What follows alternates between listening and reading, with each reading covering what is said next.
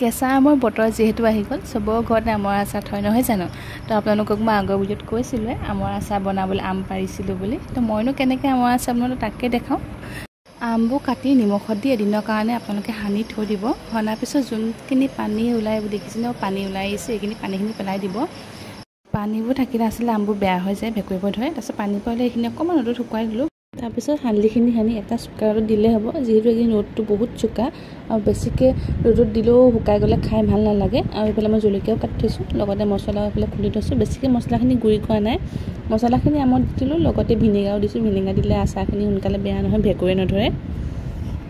তাৰপিছত ভালকৈ মিহলাই ল'ব আৰু গৰম তেলতে মই ভোট জলকীয়াবোৰ দি দিছোঁ। তাৰপিছত গৰমে গৰমে আমখিনি ঢালি দিছোঁ আৰু ভালকৈ আপোনালোকে সানি ল'ব। খালি লগালগ ভৰাই নিদিব, এইখিনি ঠাণ্ডা হ'লেহে আপোনালোকে বটলত ভৰাব।